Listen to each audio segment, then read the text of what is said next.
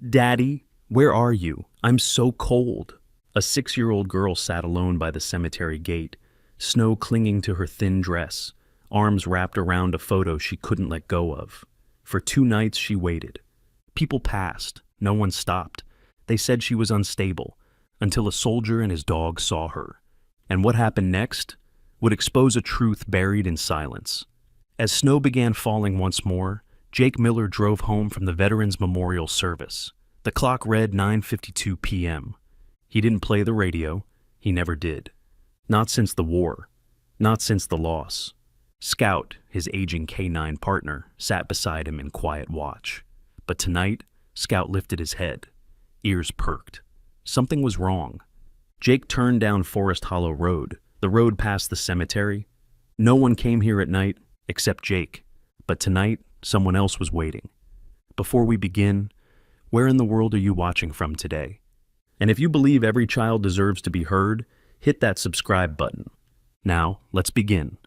Millersfield had grown colder that year, the kind of cold that seeped through double-paned windows, under heavy coats, and deep into your chest until even your breath felt heavy.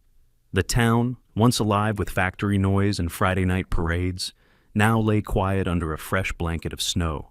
Even the neon signs had given up glowing. On the outskirts, where Forest Hollow Road curved past the edge of town, the world was hushed beneath the weight of ice and memory. And at the end of that road stood Forest Hill Cemetery, its tall wrought iron gates frozen shut, a place the living rarely visited after dark. It was just past 9:50 p.m. when Jake Miller turned onto that road, driving his worn Chevy pickup. The heater coughed softly, struggling against the frost building on the windows. Jake, a broad-shouldered man in his late 40s, sat behind the wheel in his old military coat, the kind you don't throw away because it still fits where it matters. His square jaw bore 3-day stubble, and his face, carved with age and loss, looked as if it had forgotten how to smile. Since the war, and since the accident that took his daughter, Jake had stopped trying to keep time. The only constant now was Scout. Scout sat in the passenger seat, a 10-year-old German shepherd with deep amber eyes and ears that never quite relaxed. His black and tan coat had dulled at the edges, and his movements had grown stiff, but his presence was still commanding. He was more than a dog. He had been Jake's partner through fire and gunpowder, through silence and grief. And tonight, as snow swirled outside the windshield, Scout stirred. The dog let out a low whine, not urgent, not afraid, just aware. Jake slowed. Under a flickering street lamp by the cemetery gate, something shifted. A small, crumpled shape, snow-covered, still. Jake narrowed his eyes. At first he thought it was a bundle of discarded blankets. Maybe someone had left flowers, or forgotten a coat. But as the headlights swept forward, he saw it was a child. A little girl. Sitting alone in the snow, Jake pulled over. His breath caught in his throat. Scout jumped down first, landing softly in the snow. He didn't bark. He didn't hesitate. He simply approached the girl and curled beside her, pressing his body gently against hers like a shield. Jake stepped out of the truck, boots crunching. Snow stung his face as he moved forward. "Hey there, sweetheart," he said gently. The girl didn't respond. Her eyes were swollen and red. Her lips trembled with each breath. She wore a damp pink dress, no coat, no shoes, only frostbitten feet and tiny fingers locked around a wooden picture frame. She rocked slightly, forward and back. Jake knelt beside her. "Are you hurt?" Still, no answer. He tried again. "What's your name, honey?" The girl's voice came, cracked and hoarse like it had been used too much. "I'm Lila." Jake nodded. "Hi, Lila. My name's Jake. That's Scout. He's a good boy." At the sound of his name, Scout pressed closer to Lila. She didn't flinch. If anything, her trembling lessened. "I can't leave," she whispered, staring at the gate.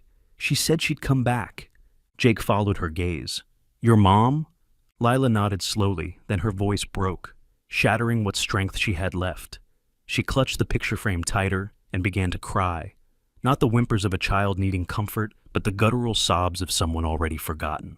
"Daddy said... He said he'd come back from the war," she choked out, voice muffled against the wood. "Mama said we'd wait for him together." Jake reached to wrap his coat around her shoulders. She didn't resist, but she kept speaking, barely above a whisper. But Mama left too. She didn't even say goodbye. She said she needed to go, and she never came back. Scout rested his head gently across her lap, a gesture Jake had seen only once before. Years ago, when a soldier lay dying in the desert and Scout stayed by his side long after the medics had arrived. "I waited here, because if Daddy came back, he'd come here first," Lila murmured. Jake's heart thudded heavily in his chest. He glanced down at the frame in her arms. The glass was cracked, but not broken.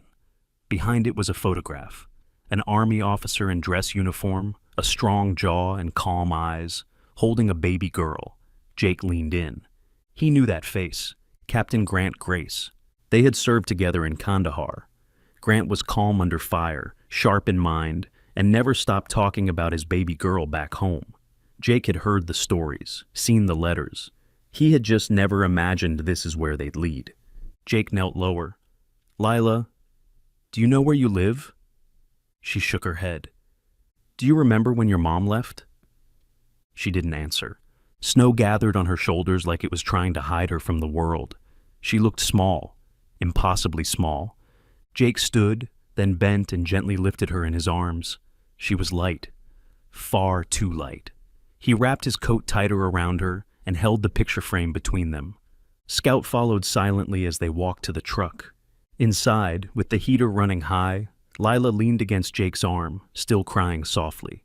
She didn't ask where they were going. She didn't seem to care. But she whispered again, half dreaming, half pleading, "Daddy, where are you? I'm so cold." Scout rested his head against her leg and didn't move. The creaking sound of the front door broke the stillness of Jake's cabin as he stepped inside, carrying Lila wrapped in his coat.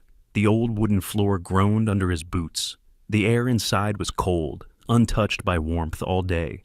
Scout entered behind them, his paw prints melting slightly into the snow Jake had trailed in. The fire in the stone hearth had long gone out. Jake walked straight to the small spare bedroom at the back of the house. The walls were lined with faded photographs and military certificates. A modest twin bed sat against the wall, still neatly made with an old flannel blanket. It hadn't been used in years. He gently laid Lila down, keeping the coat wrapped tightly around her. Her tiny fingers still gripped the cracked picture frame. Scout remained at the doorway for a moment, watching. Jake looked at him and nodded. "Stay if you want." Scout didn't move to the warmth of the fireplace like he usually did on cold nights. Instead, he stepped forward slowly, curled beside the bed, and placed his head near Lila's hand. Jake backed out of the room and closed the door halfway. He returned to the kitchen, flicked on the old gas stove, and filled a kettle. As it heated, he leaned on the counter, arms crossed. His eyes were fixed on the darkness beyond the frosted window, but his thoughts were still in that cemetery. He hadn't spoken to Grant in over a decade, not since they'd gone separate ways after their last deployment. Jake had always assumed Grant returned home safely, married, raised his girl, built a life. The fact that Lila had ended up alone in the snow shattered whatever belief he had left in tidy endings. 10 minutes passed, then 20. When he finally returned to the room with a mug of cocoa, Lila was still awake, eyes open, staring at the ceiling. Jake spoke gently. "It's warm. Just cocoa, no coffee." Lila slowly sat up, the coat still draped around her. Her face was streaked with dried tears. She looked at Scout, who hadn't moved an inch. "He's still here," she whispered. "He's loyal," Jake said simply, handing her the mug. "Always has been." Lila took it with both hands but didn't drink. She set it down on the nightstand and stared into the dark room. "Scout knew Daddy," she said quietly. Jake raised an eyebrow. "Why do you say that?" "Because when I showed him the picture, he looked sad." She turned to the dog. "You remember him, don't you? Daddy saved you once, right?" Scout let out a soft huff, his eyes watching her intently. Jake pulled up the wooden chair from the corner and sat beside the bed. "You know what your dad did?" he asked. Lila nodded slowly. "He was a hero." Jake smiled faintly. "Yeah, he was." A silence settled, heavy but not tense. Lila finally lifted the mug and sipped. Then she said something Jake didn't expect. "Mom said not to talk about Daddy. She said people don't like soldiers anymore." Jake's hands clenched slightly on his knees. "That's not true." She said She said nobody wanted to hear me cry. Jake didn't respond immediately. He studied the floorboards, the knot in the wood by his boot. Did she leave you at the cemetery, Lila?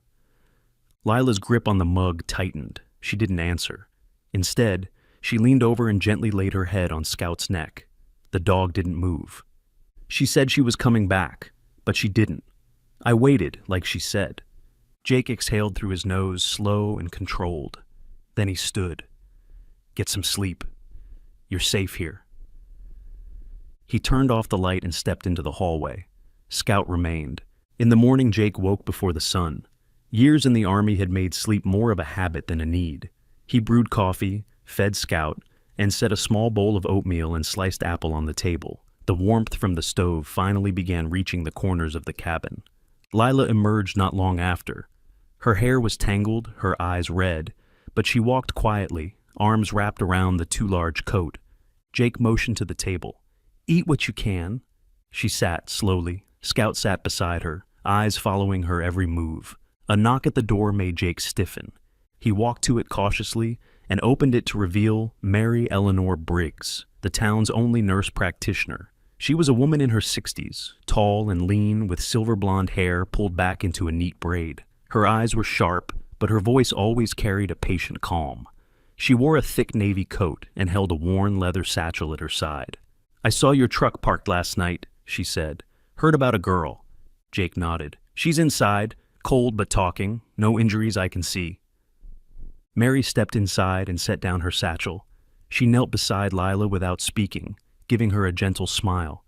I'm Mary. I take care of kids around here. May I check your hands? Lila looked at Jake, who nodded. She slowly extended her fingers. As Mary examined her, she asked simple questions. Nothing probing, just grounding. She warmed Lila's hands with her own, checked her pulse, then her feet. She's frostbitten lightly. Nothing too far gone, thank God. Just needs rest, fluids, warmth. She stood and faced Jake. She your niece? No, he replied. I found her. Mary's lips pressed into a thin line. You call this in? Not yet. She studied him, then looked to Scout. And the dog stayed beside her all night? Jake nodded. Well, Mary said, picking up her bag, sometimes a dog knows what a human can't. I'd say she's safe with you.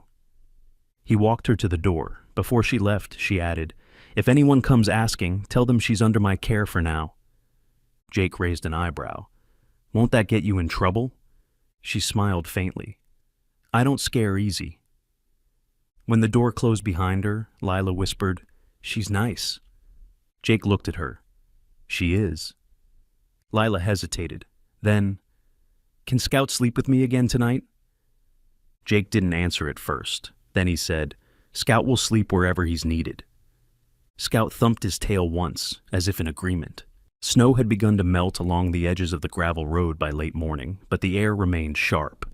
A dull gray sky hung overhead like a closed curtain, and in the distance, the hills of Millersfield sat under layers of dirty frost and silence.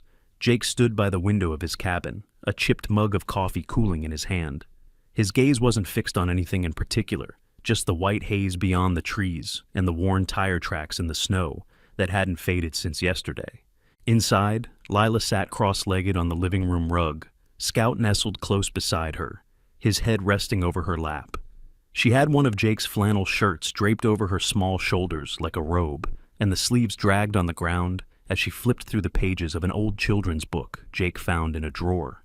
She wasn't reading, just looking, quietly mouthing words to herself.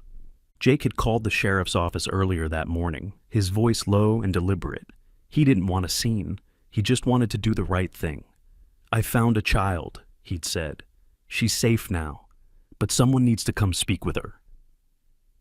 Less than an hour later, a black sedan pulled into the driveway. Out stepped Officer Glenn Radley, a man in his early 50s, stocky and broad-chested, with a tired face and the permanent squint of someone used to distrust. His uniform was clean but old, buttons slightly dulled, and his badge was scratched from years of use. He had served in the Army before joining the sheriff's department, and he still carried himself like a man waiting for the next order. His hair was steel gray, cut short, and a faded tattoo peeked out from under his cuff, some old infantry division emblem. Jake opened the door before Radley could knock. The two men exchanged nods. "Jake Miller," Radley said, extending a gloved hand. "We got your call." "Come in," Jake replied, stepping aside. Radley entered, his eyes scanning the cabin quickly. Military photos, a map pinned to the wall, Scout on the rug, and finally, Lila, who had frozen where she sat. Her eyes locked onto the badge, her fingers curled into the pages of the book. Jake moved closer to her. "It's all right, kid. He's just here to talk." Radley crouched slightly, trying to soften his expression. "Hi there, Lila, right?" She nodded faintly. "Do you know your last name?" "Grace." Radley gave Jake a glance. "Any parents we can contact?" "She said her mother left her at the cemetery," Jake said quietly, "and her father was Captain Grant Grace." Radley's brow furrowed. "Grant Grace, that name rings a bell. He served with me in Kandahar." Radley nodded. Right. I remember that funeral. Quiet one, couple years back. Just the girl and some woman." Jake folded his arms. "No other family?" "Far as I know, no one stepped up," Radley exhaled. "I've got to take her in, Jake. Standard procedure." At that, Scout stood, body tense. He placed himself between Lila and Radley. "Easy, boy," Radley murmured. Scout didn't growl, yet, but his posture was unmistakably protective. Jake stepped forward. "Let's not scare her. At least let her stay until someone sorts this out." Radley looked conflicted. He wasn't a bad man, just one who followed orders because that's how he survived. "I'll call it in," he said after a pause. "Let the county handle the paperwork." He stepped outside to radio dispatch, leaving Jake and Lila alone. Scout relaxed slightly but didn't sit down. Jake walked over to his desk, opened a drawer, and pulled out a folder he hadn't looked at in years. One Grant had sent him, back when they were both home, trying to rebuild from the inside out. Inside were old letters, a photograph of Lila as a baby, and a yellowed envelope marked, "In the event of my death." Jake opened it carefully. Inside was a single sheet of handwritten instructions. "If anything happens to me, everything I own, my pension, the house, the fund, goes to Lila. Don't let anyone touch it, especially not Monica." Jake frowned. He didn't recognize the name. He turned over another sheet, a printed document marked "Confidential," detailing a medical diagnosis. In bold letters at the top, "Conduct disorder." Subject, Lila Grace. Underneath, a list of behavioral issues, including delusions and emotional instability. He flipped it over. No doctor's signature, no date, just a typed name at the bottom. Monica Hartley. Jake's breath slowed. He looked over at Lila, who was now stroking Scout's ear, whispering softly. He called Radley back inside. "You might want to see this." Radley took the paper and read it slowly, eyes narrowing. "Where'd you get this?" "From Grant. He sent it to me before he died. Said to keep it safe." Radley turned it over again. "This isn't an official file. Looks like someone tried to make it look real." Jake nodded. "Exactly." Radley rubbed the back of his neck. "We've had a few questions about that shelter she went to. Maple Haven, right? Run by Child Services and some private foundation." Jake stiffened. "Is that where they'll take her?" "Probably," Radley muttered. "Look, I'll stall the pickup order, but if she's flagged in their system..." Jake stepped between Radley and the door. "Don't let them take her. Not yet." Radley looked at him hard. "Then you need to prove she's in danger. Not just suspicious paperwork. Something real." Jake nodded. "Give me 2 days. I'll give you 1. Radley turned to leave. Before he stepped out, he looked at Lila, then Scout. "That dog. He knew, didn't he?" Jake didn't answer. Scout stood at full height, silent and steady, eyes locked on the door, even after Radley left. Jake crouched beside Lila. "Do you know a woman named Monica?" Lila nodded slowly. "She was with Mom." "Did she hurt you?" Lila didn't respond right away. Then, in the softest voice, "She said I was broken. Said Daddy left because of me." Jake placed a hand gently on her shoulder. "That's not true." Scout licked her hand. The cold returned that night.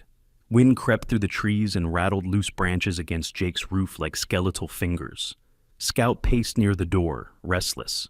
Lila had fallen asleep curled under the flannel blanket again. Scout's coat pressed against her legs like a heating pad with a heartbeat. Jake sat in his chair near the fire, holding the yellowed envelope that had belonged to Grant Grace, rereading the letter for the 5th time. He needed proof. Real, irrefutable proof that Lila had been abandoned and manipulated.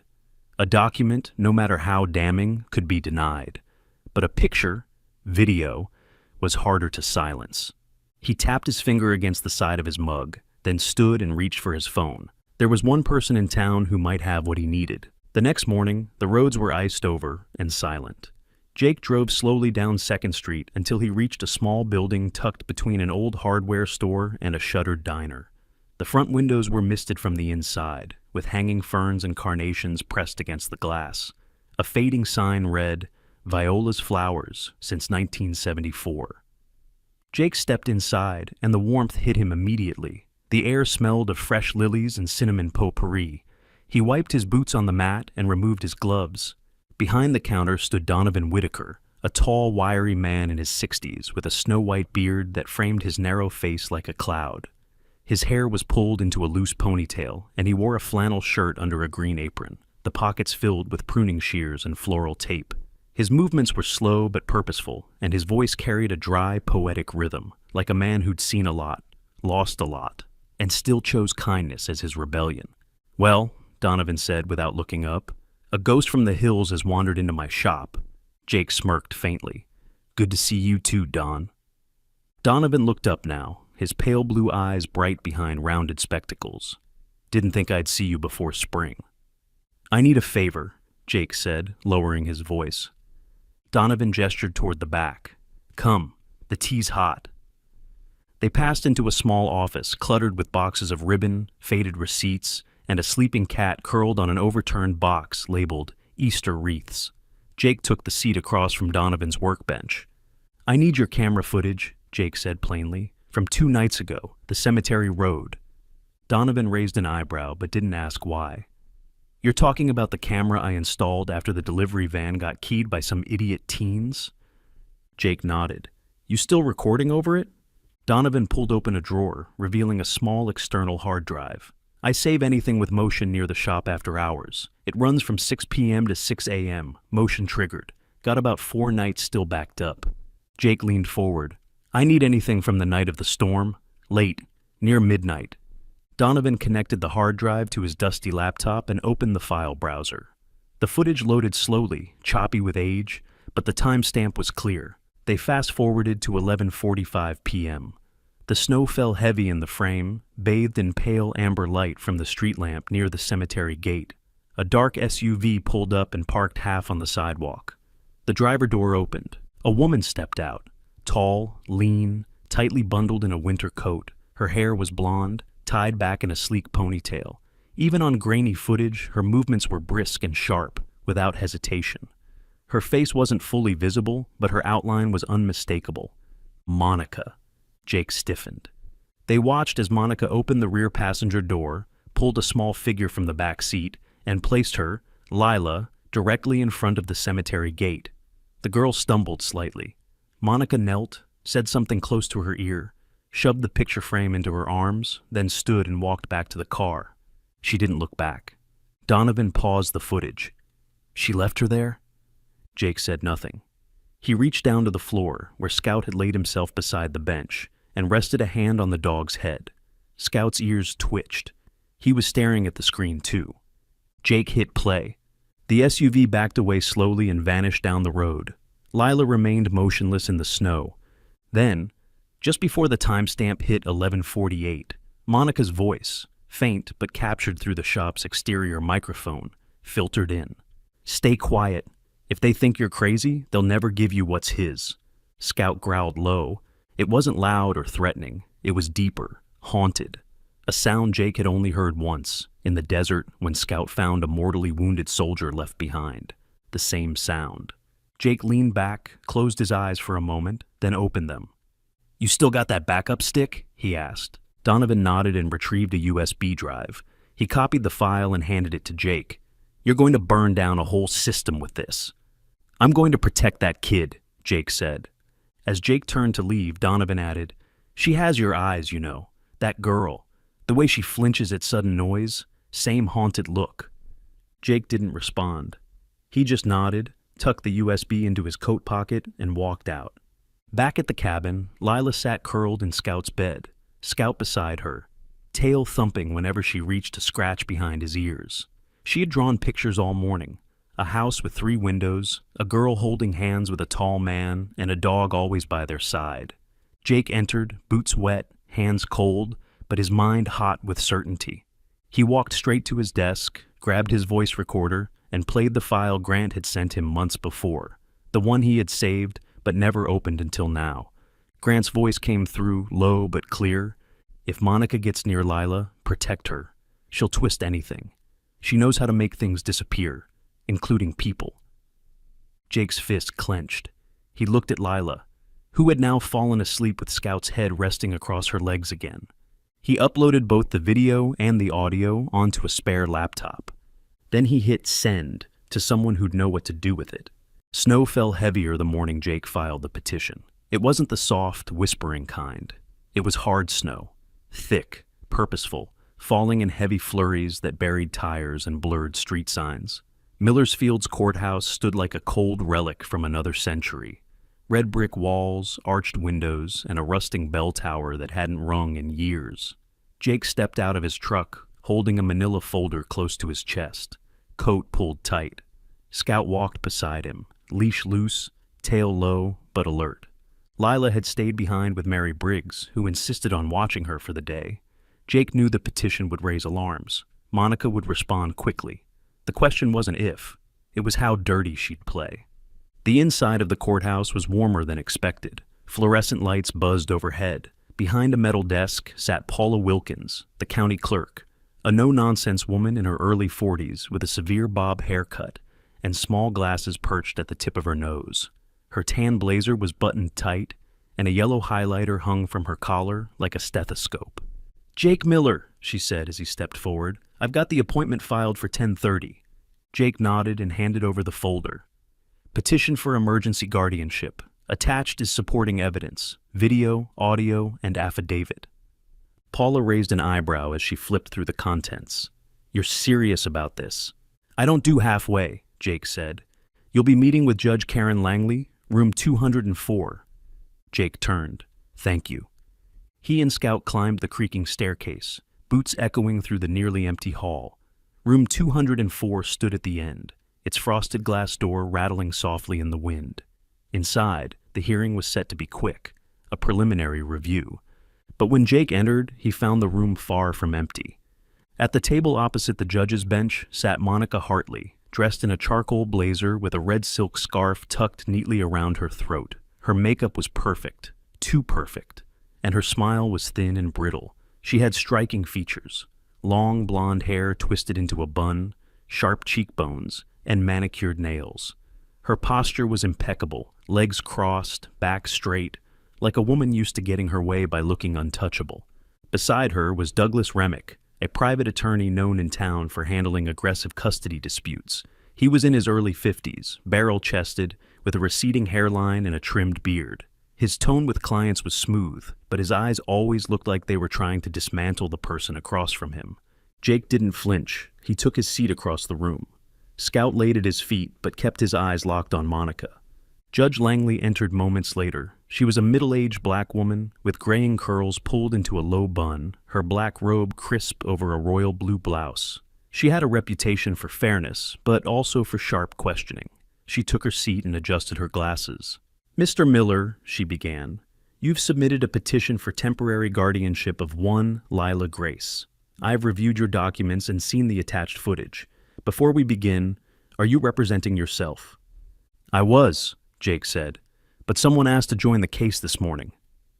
The door opened just then. A woman in her early 30s walked in, carrying a worn leather briefcase. Rachel Monroe was tall and willowy, with loose chestnut curls that framed a lightly freckled face. Her expression was firm but empathetic, and she wore a navy trench coat over a black turtleneck. Her eyes scanned the room quickly, professional but warm. "I apologize for the delay," she said. "I'm Rachel Monroe. I've agreed to represent Mr. Miller pro bono." Judge Langley raised an eyebrow. "Are you licensed in state?"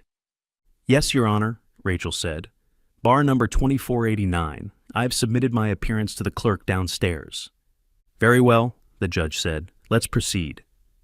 Rachel took her seat beside Jake. She leaned in briefly. I saw the video. And the dog. That's why I'm here. Jake nodded once. Thanks for showing up. On the other side, Remick rose. Your Honor, while the footage is emotional, my client denies abandoning the child. There are complex behavioral issues involved. The child has been diagnosed. Rachel stood before he could finish. By whom? There's no licensed doctor's name on the file. In fact, the only name is Miss Hartley's. Judge Langley glanced down at the printout. Miss Hartley, do you have formal medical training? No, Your Honor, Monica said smoothly, but I was acting in the child's best interest. Rachel paced slowly. Did acting in her best interest include placing her alone in front of a cemetery gate during a snowstorm? Monica shifted in her chair. That video is out of context. Let's hear your context, the judge said. Monica began to speak, something rehearsed about safety, about miscommunication. But Scout stood. He moved forward just a few feet, ears back, hackles rising. Then, as Monica said, I love that child like my own, Scout let out a sudden sharp bark. Not aggressive, not wild, but deliberate. It echoed through the chamber. Monica froze, her eyes wide. Remick stiffened. Rachel turned toward the judge. I believe that's our character witness. Judge Langley leaned back in her chair, then said, The dog's reaction is interesting, but more importantly, I see enough cause here to justify further investigation. This isn't something to decide in a single hour. Remick frowned. My client has the legal paperwork. And I have reason to believe that paperwork may involve fraud, the judge cut in. Effective immediately, I'm appointing a child welfare investigator to review the home environment, the medical records, and all financial transfers associated with the estate of Captain Grant Grace. She turned to Jake. Mr. Miller, Lila will remain in your care for the next 72 hours under temporary guardianship. Rachel nodded. Thank you, Your Honor.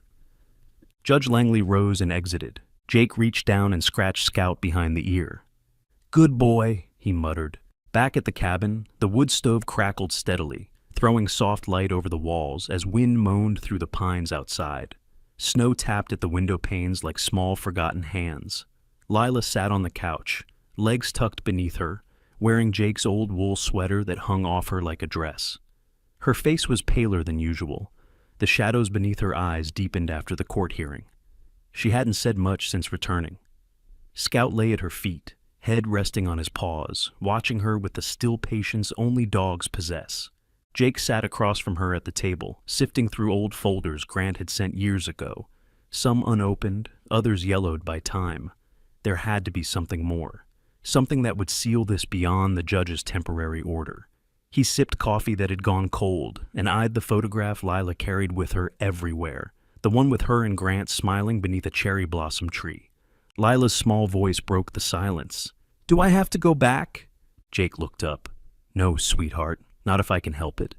She looked down at her hands. The sleeves of the sweater were rolled up slightly, and that's when Jake saw them, faint red lines near her forearm. He stood up slowly, walking around the table, kneeling beside her. Lila, he said gently, what happened to your arm? She blinked quickly, then tugged the sleeve down. It's nothing. Jake didn't push. Did you fall? That's what I told them, she murmured. Jake waited. After a pause, she whispered, but I didn't fall. Monica got mad one day. She thought I lost her ring. It was in the bathroom, but she didn't listen. Jake breathed in slowly through his nose, steadying himself. I'm not broken, she added quickly, looking up at him, her eyes watery. That's what she said. That I was broken like a doll that can't stop crying. Jake placed a hand gently over hers. You're not broken. You're braver than most grown men I know. Scout stood and walked over. He scratched at the edge of the rug with one paw. Just once, then looked up at Jake. It wasn't random.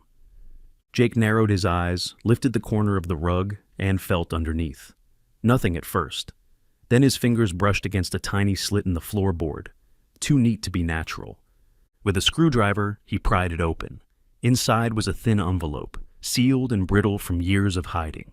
He sat back and opened it carefully. Inside, folded into a quarter, was a handwritten note, childlike but clear. "If Daddy doesn't come home, find Jake and Scout. He said they're the safest." Jake stared at the page, his name, written in a child's hand. The note had been hidden in the base of the photo frame, the one Lila had clung to since the night he found her. "Where'd you get this frame?" he asked. Lila hesitated. "Daddy gave it to me before he left. Mama tried to throw it away, but I kept it." Jake handed the note to Rachel Monroe the next morning. She came early, coat still dusted in snow, eyes sharper than usual. She read the message twice before folding it carefully and slipping it into a secure envelope. "This changes everything," she said. "We've got a message written in the child's own hand, protected for years. It proves premeditation, intent." They met in Jake's cabin kitchen. Rachel stood near the counter, organizing documents into her briefcase. Scout was resting near the stove, tail thumping once when she approached. "Have you ever testified in court?" Rachel asked. "Plenty of times," Jake said, sipping hot coffee this time, "but never for something this personal." Rachel gave him a warm glance. "You're holding it together well." Jake sighed. "Barely, but she needs me to." There was a knock at the door. Jake opened it to find Tom Alvarez, a social worker assigned by the court's Child Welfare Division. Tom was in his mid-30s, tall and sturdy, with a soft face and curly dark hair pulled into a bun. He wore a long navy peacoat and carried a worn leather satchel over one shoulder. His demeanor was calm, almost apologetic, as if he understood his job came with suspicion. "Mr. Miller, I'm Tom Alvarez, court-appointed liaison. Mind if I come in?" Jake nodded and stepped aside. Tom entered, glanced around briefly, and gave Scout a friendly nod. Scout sniffed his boots and wagged once. Approval granted.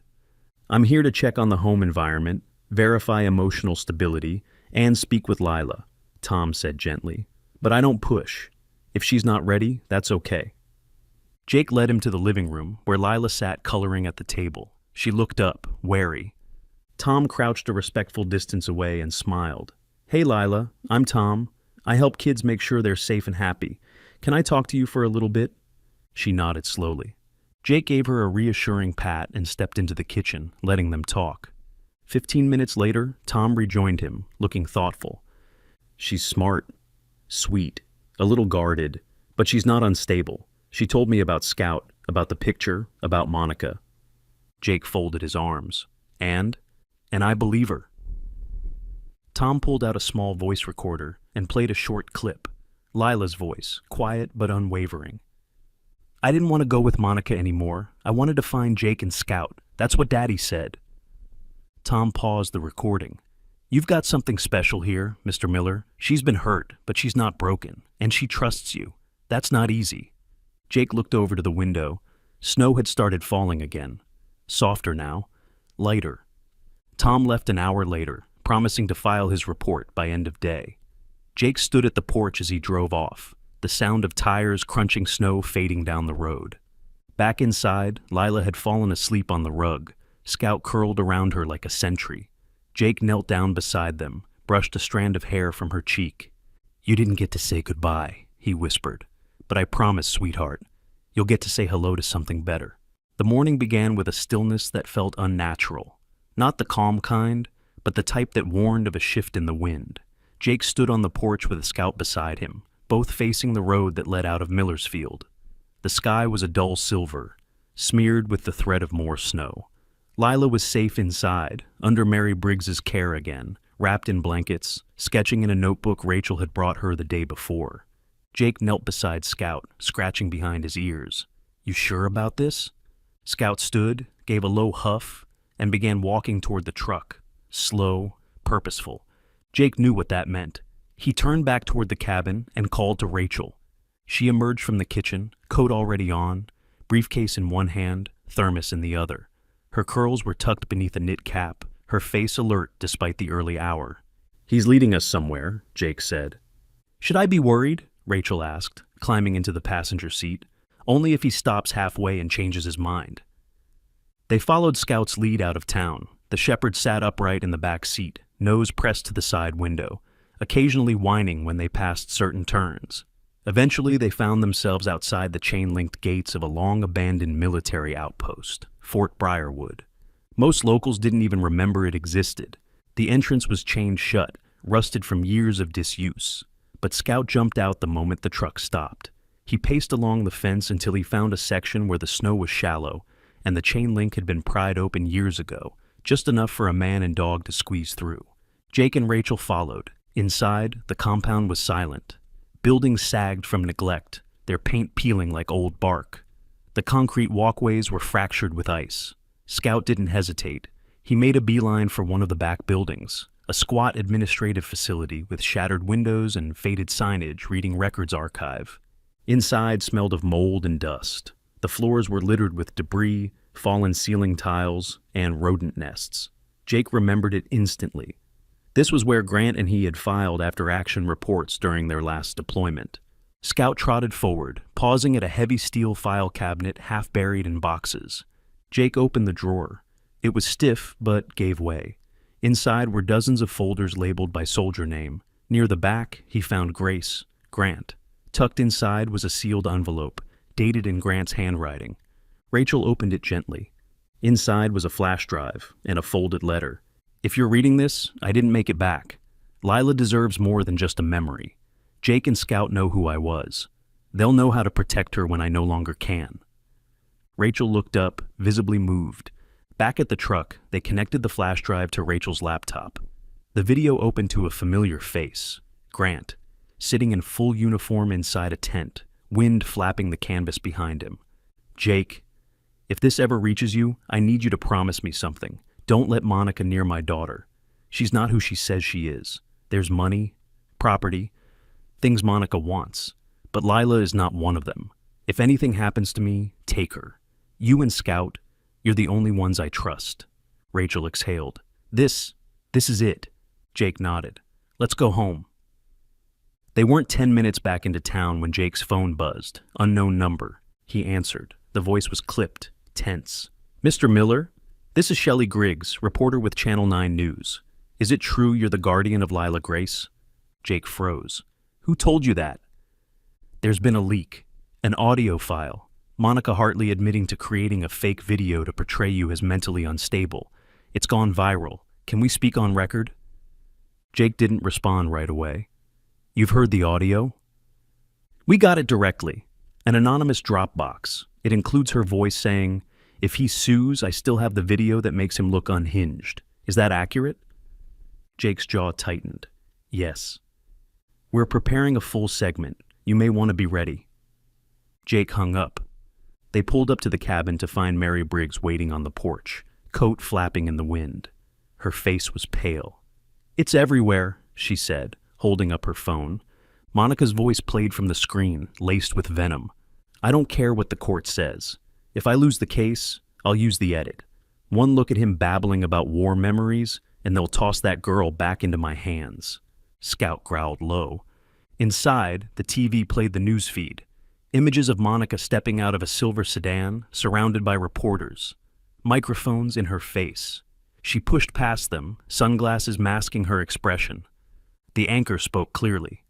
Hartley, accused of manipulating custody proceedings for financial gain, is now the focus of a state-level investigation into alleged misconduct at Maple Haven, the foster center where Lila Grace was held under questionable diagnosis. Rachel's phone buzzed, a text from her paralegal. The footage is now public. State Child Services is officially opening a full-scale inquiry. Maple Haven's director is under review. Jake leaned against the counter. Scout stood beside him, still alert, ears forward. Lila came in from the hallway, eyes wide. Is she coming here? No, Jake said calmly, kneeling beside her. She's not. Lila looked at Scout. He took us to Daddy's place, didn't he? Jake nodded. He remembered, and now, the world's remembering too. Scout let out a breath and rested his head on Lila's knee. The courthouse was unusually full that morning. Word had spread quickly, and by 9 a.m., the wooden benches inside courtroom 3B were filled with reporters, law students, foster parents, and a few townsfolk who knew Jake Miller from his years in uniform. The heavy snowfall outside hadn't stopped anyone, perhaps because some stories demand a witness, especially when justice is finally about to speak. Jake sat at the front with Rachel Monroe beside him, both quiet, composed. Jake wore a pressed black suit, a blue tie tucked beneath his coat, and the silver pin of his old unit clipped to his lapel. His face was weathered, but his eyes had that steady look of someone who had already lived through worse and walked away stronger. To his right, Lila sat on a booster cushion, her pink dress peeking from beneath a navy coat. Her hair had been carefully braided by Mary Briggs that morning, 2 neat lines tucked behind her ears. In her lap rested Scout's head, the old shepherd calm and watchful, his graying muzzle nestled against her small hands. The courtroom door opened, and Judge Karen Langley stepped in. She looked the same as before, regal in black robes, a calm but commanding presence. She settled at her bench, adjusted her glasses, and began. This court has heard testimony, reviewed affidavits, medical records, footage, and most importantly, listened to the voice of a child, she said, her voice steady and warm. Before I issue my ruling, I've been informed the minor wishes to speak. Gasps murmured in the courtroom. Jake glanced at Lila, who gave a tiny nod. Rachel stood and guided her gently to the witness stand. Scout followed without needing to be called. Once seated, Lila looked small behind the tall wooden podium, but her voice, though soft, carried across the room. Judge Langley, she began, her feet swinging gently beneath the chair. Everyone keeps talking about what's wrong with me. If I'm stable, if I'm sick, if I'm confused. She paused. But when I was sitting in the snow, cold and scared, no one asked if I was hungry, or if I was okay. They just walked by. She looked toward Jake. But Jake didn't ask what was wrong with me. He asked if I was cold. He gave me his coat. He made me oatmeal. He let me sleep next to Scout. And Scout, her voice caught. Scout is the only one who didn't leave when I cried. Scout lifted his head and blinked slowly. Lila straightened her back. I don't want someone who talks about me like I'm broken. I want someone who listens when I say I'm not. A moment of silence fell heavy in the room. Even Monica, seated with her attorney Douglas Remick, didn't shift in her chair. Her perfect appearance was intact. Flawless makeup, ivory blouse, diamond studs in each ear. But her expression had cracked. Beneath the surface, there was a tremor in her fingers. Judge Langley took a long breath before speaking. In light of today's testimony and the evidence presented over the past month, it is this court's ruling that Monica Hartley is permanently stripped of all custodial rights concerning Lila Grace. A rustle of whispers rose, only to be silenced with a glance. Custody, both legal and physical, is hereby granted to Mr. Jacob Miller. Jake closed his eyes for a second. Rachel squeezed his arm. Judge Langley turned her gaze to Lila. You may choose whether you want to keep your last name or take Mr. Miller's. That's your decision, child. Lila looked at Jake, then down at Scout. She smiled shyly. I want to be Lila Grace Miller. The courtroom didn't applaud, but the energy shifted. Quiet smiles, lowered shoulders, breaths held and finally released. That afternoon, back at the cabin, the sun finally broke through a curtain of gray. The snow had stopped. Jake hammered 2 nails into the cedar post by the gate, hung the wooden sign he'd carved by hand, and stepped back. Scout's home, where second chances begin. He hadn't asked for permission to name the house. He hadn't needed to. Lila had chosen it herself, whispering it one night before sleep took her. This is Scout's home, right? And he had known right then. Yes, it was. Inside, Mary Briggs prepared soup in the kitchen. She wore her usual gray sweater and practical boots, her silver braid tucked over one shoulder. She hummed an old hymn under her breath. Lila sat near the fireplace with Rachel, coloring. Rachel had taken the day off, still in her navy coat, boots kicked off near the door. She'd been visiting more frequently, and Lila had begun calling her Miss Rach, with a kind of affection that surprised even Rachel. Jake stood at the threshold, Scout beside him, both watching the little world they'd built. Lila looked up and ran to him. Daddy? She said, hesitating only for a beat. Jake kneeled, arms open. Yeah? Do we have to move now that I have a new name? He shook his head. No, baby girl, this is home. Scout barked once, tail wagging. Lila threw her arms around both of them. Sometimes, miracles don't come with thunder or lightning. Sometimes, they arrive on 4 legs, with kind eyes and a quiet heart. Sometimes, God doesn't speak through burning bushes or booming voices, but through a child's whisper in the snow, or a dog who refuses to walk away. In a world that often rushes past pain, perhaps the greatest blessing is someone who simply stops, looks, and says, "Are you cold?" So, if this story touched your heart, share it with someone who needs to believe again, in second chances, in kindness, in the quiet ways heaven still moves among us. Leave a comment below. We'd love to hear where in the world you're watching from and how this story spoke to you. And if you haven't already, subscribe to our channel for more stories that remind us. Even in the darkest winters, light finds a way home. May God bless you, and may His grace walk beside you, today and always.